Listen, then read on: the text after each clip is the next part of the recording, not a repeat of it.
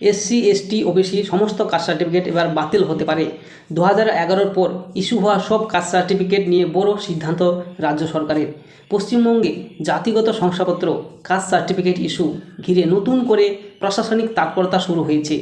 রাজ্যের অনগ্রসর শ্রেণী কল্যাণ দপ্তর সিদ্ধান্ত নিয়েছে, পূর্বতন সরকারের আমলে অর্থাৎ 2011 সালের পর থেকে যেসব জাতিগত শংসাপত্র জারি করা হয়েছে সেগুলি পুনর্যাচাইকরণ করা। ইতিমধ্যেই এই নির্দেশিকা জারি করে সমস্ত জেলাশাসকের কাছে চিঠি পাঠানো হয়েছে বলে প্রশাসনিক সূত্রে জানা গিয়েছে। জাতিগত শংসাপত্র অর্থাৎ কাস্ট সার্টিফিকেট রিভেরিফিকেশন জানা যাচ্ছে দীর্ঘ সময় ধরে জারি হওয়া এসসি এসটি ও ওবিসি শংসাপত্রগুলির বৈধতা ও নথিপত্র খতিয়ে দেখা হবে। সরকারের দাবি, এই পদক্ষেপের উদ্দেশ্য হল শংসাপত্র ব্যবস্থায় স্বচ্ছতা আনা এবং ভবিষ্যতে কোনো ধরনের অনিয়ম বা ভুয়ো নথির ব্যবহার রোধ করা। এই ইস্যুতে রাজনৈতিক বিতর্কও তীব্র হয়েছে। অতীতে একাধিকবার অভিযোগ উঠেছে যে তৃণমূল কংগ্রেসের শাসনকালে কাস্ট সার্টিফিকেট ইস্যুতে অনিয়ম হয়ে রয়েছে বা অনেক অনিয়ম হয়েছে।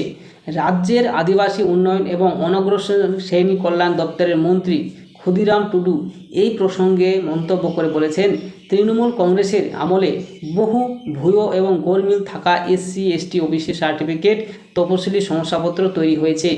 এসব শংসাপত্র ব্যবহার করে অনেক সুযোগ সুবিধা পেয়েছেন।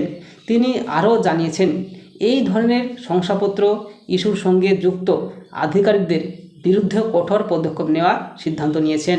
উল্লেখ্য, 2024 সালে 22 মে কলকাতা হাইকোর্টের বিচারপতি তপব্রত চক্রবর্তী ও বিচারপতি রাজাশেখর মাহান্তার ডিভিশন বেঞ্চ 2010 সালের পর থেকে জারি হওয়া সমস্ত ওবিসি শংসাপত্র বাতিল করে দেয়।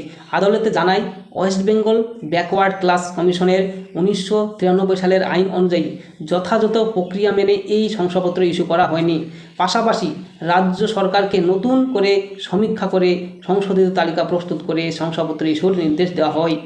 তবে নতুন তালিকা তৈরি হলেও সেখানে আবারও গোলমিল থাকার অভিযোগ ওঠে।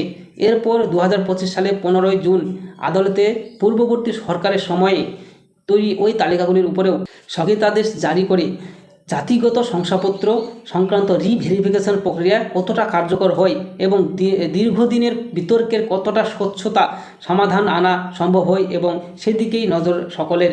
তো আশা করি বিষয়টা বুঝতে পেরেছেন। তো আজকের যে মূল বিষয়টি রইল সেটি হলো আপনাদের যে 2011 সালের সকলের যে এসসি হোক ওবিসি হোক যে কোনো সার্টিফিকেট এসসি এসটি ওবিসি সেই সমস্ত সার্টিফিকেটগুলোই নতুন করে যাদের হয়েছে 2011 সালের পরে সেই সব সার্টিফিকেটগুলোকে আবার নতুন করে ভেরিফিকেশনের কাজ শুরু হবে, এটি জানানো হয়েছে তথ্যের সূত্র অনুযায়ী।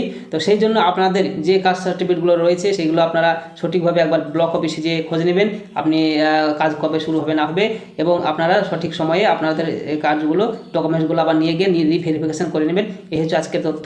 আজকের ভিডিওতে এটি জানানো ছিল। তো ভিডিওটি ভালো লাগলে এবং এই ভিডিওটি একটি গুরুত্বপূর্ণ ইম্পর্টেন্ট ভিডিও, সেই জন্য আপনার বন্ধু বান্ধবদের যাদের এসসি এসটি ওবিসি সার্টিফিকেট রয়েছে তাদেরকে অবশ্যই শেয়ার করবেন যেন এই বিষয়টি সবাই জানতে পারে এবং আমাদের সাথে থাকবেন আমাদের চ্যানেলের সঙ্গে। ধন্যবাদ সকলকে।